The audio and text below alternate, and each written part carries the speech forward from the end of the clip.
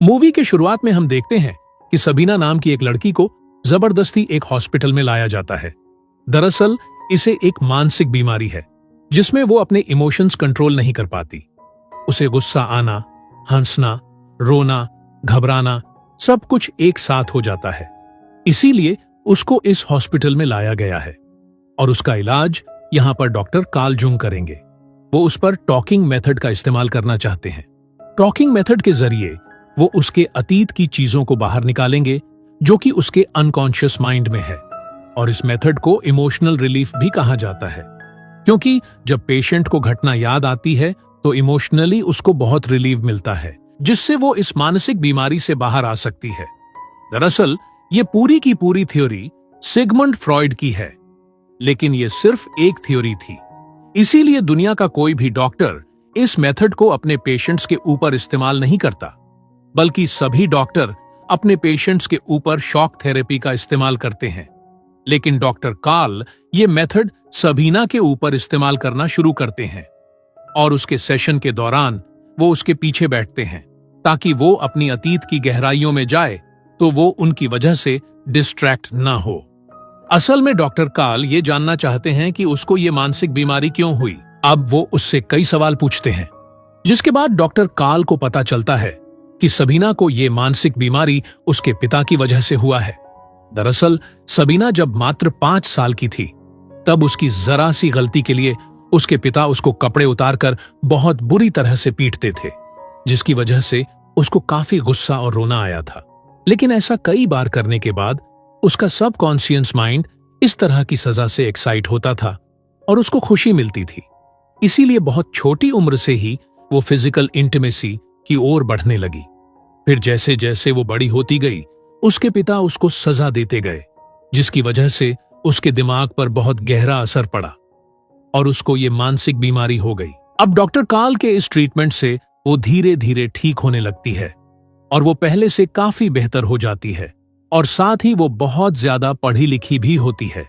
इसीलिए डॉक्टर अपने काम में उसकी मदद लेना शुरू कर देते हैं और सबीना पेशेंट्स की रिपोर्ट चेक करके डॉक्टर को अपना राय देती है।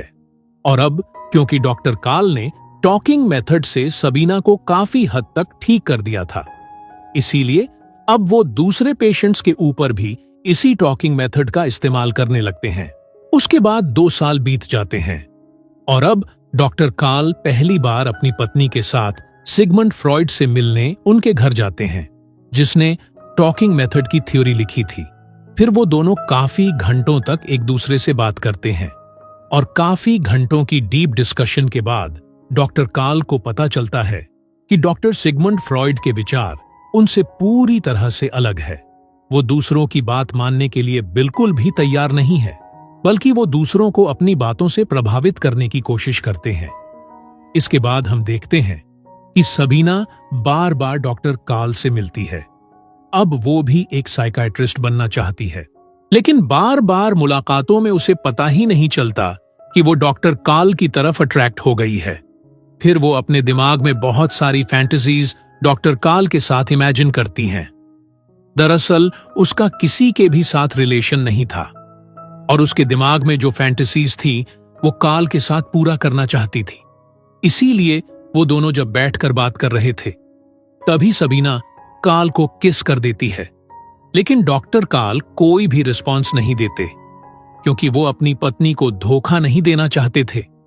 उसके बाद एक दिन डॉक्टर सिगमंड फ्रॉइड एक पेशेंट को डॉक्टर कार्ल के पास भेजते हैं, जो खुद एक डॉक्टर है जिनका नाम ग्रोस होता है, लेकिन ये भी फिजिकल इंटीमेसी के आदी है।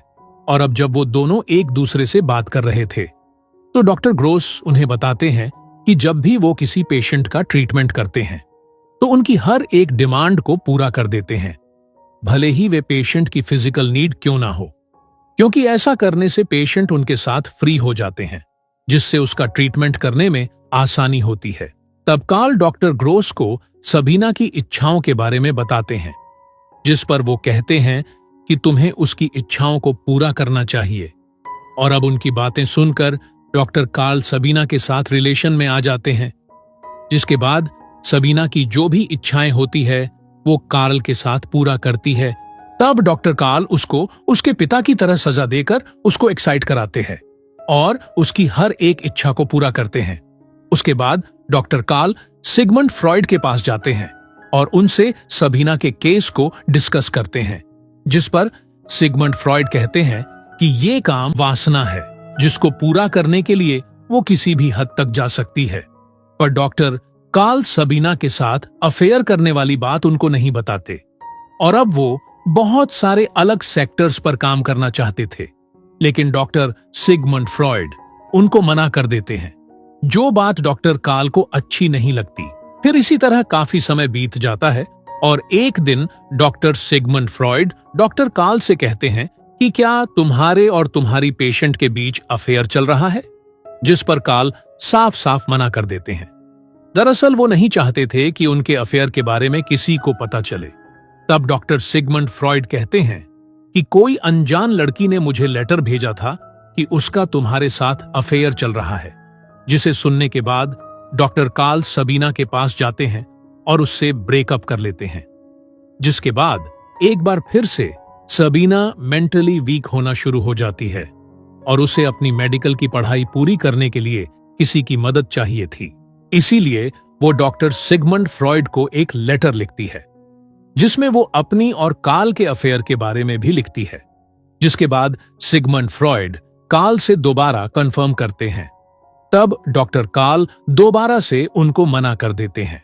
उसके बाद सिगमंड फ्रॉइड सबीना को एक लेटर लिखते हैं और उसे अपना अपॉइंटमेंट नहीं देते, जिसे देखने के बाद सबीना को काफी बुरा लगता है। फिर वो डॉक्टर कार्ल से मिलने जाती है और उन्हें कहती है कि तुम्हें हमारे बारे में सिगमंड फ्रॉइड को बताना होगा, क्योंकि मुझे अपनी पढ़ाई में उनकी मदद चाहिए। अगर मैं चाहती तो तुम्हें बदनाम कर सकती थी, लेकिन मैंने ऐसा नहीं किया। दरअसल सबीना इनडायरेक्टली कार्ल को धमकी दे रही थी। तब ये सुनकर डॉक्टर कार्ल को उसकी बात माननी पड़ती है और वो सिगमंड फ्रॉइड के लिए एक लेटर लिखते हैं, जिसमें वो सब कुछ सच बता देते हैं, जिसे जानने के बाद सिगमंड फ्रॉइड सबीना को अपॉइंटमेंट दे देते हैं। अब इस लेटर की बात कार्ल की पत्नी को भी पता चल जाता है। फिर इसी तरह कुछ और साल गुजर जाते हैं और एक दिन सिगमंड फ्रॉइड और कार्ल अपनी टीम को लेकर अमेरिका जाते हैं, ताकि दुनिया को इस साइको एनालिसिस के बारे में बताया जा सके। लेकिन जब इस बारे में मीटिंग हो रही होती है तो कार्ल और सिगमंड फ्रॉइड के बीच काफी आर्ग्यूमेंट्स होते हैं, क्योंकि हर एक पॉइंट में ये दोनों अलग अलग तरह से सोचते थे। इसीलिए यहां से उन दोनों के रास्ते अलग अलग हो जाते हैं। दरअसल डॉक्टर कार्ल सिर्फ अपने पेशेंट का इलाज नहीं करना चाहते थे, बल्कि वो उन्हें सोचने की फ्रीडम भी देना चाहते थे, ताकि वो अपने फ्यूचर में कुछ भी अच्छा कर सके, जिस तरह से उन्होंने सबीना के केस में किया था। लेकिन डॉक्टर सिगमंड फ्रॉइड पूरी तरह से अलग सोचते हैं। वो इस बीमारी के इलाज को और भी ज्यादा डेवलप करना चाहते हैं और पेशेंट के ठीक होने के बाद उन्हें उससे कोई मतलब नहीं होता। और अब क्योंकि डॉक्टर सिगमंड फ्रॉइड और कार्ल के बीच कोई बातचीत नहीं होती, इसीलिए कार्ल का मानसिक संतुलन बिगड़ जाता है और उनके सोचने की शक्ति भी कमजोर हो जाती है और वो एक बार फिर से सबीना के साथ अफेयर शुरू करना चाहते हैं। लेकिन अब सबीना ने फैसला कर लिया था कि वो दूसरे शहर शिफ्ट हो जाएगी, क्योंकि वो जानती थी कि डॉक्टर कार्ल अपनी पत्नी को नहीं छोड़ेंगे। इसका मतलब ये है कि उनके रिश्ते का कोई फ्यूचर नहीं है। फिर दूसरे शहर में शिफ्ट होकर वो एक दूसरे रशियन डॉक्टर से शादी कर लेती है और एक साल बाद जब वो प्रेग्नेंट होती है तो वो डॉक्टर कार्ल और उसकी पत्नी से मिलने आती है और कार्ल की पत्नी को उन दोनों के अफेयर के बारे में पता था। इसीलिए वो सबीना को कहती है कि तुम कार्ल को समझाओ ताकि वो अपने डिप्रेशन से बाहर आ सके। दरअसल अब वो मानसिक तौर से काफी कमजोर हो चुके हैं। तब ये सुनकर सबीना कार्ल के पास जाती है और उसको बताती है कि मेरे पेट में जो बच्चा है उसका पिता तुम ही हो, जिसे सुनकर कार्ल उसको बताते हैं कि मैं तुमसे बहुत प्यार करता हूं। हालांकि मैंने तुम्हें कभी बताया नहीं, लेकिन यही सच है। तब रोते हुए सबीना वहां से चली जाती है और उस दिन के बाद से वो कभी भी कार्ल से मिल नहीं पाई, क्योंकि वर्ल्ड वॉर के दौरान सबीना और उसकी दोनों बेटियों को नाजी सैनिकों ने जान से मार दिया था। और काल ने खुद को किसी तरह संभाल लिया था। और इसी के साथ ये मूवी यहीं पर खत्म हो जाती है।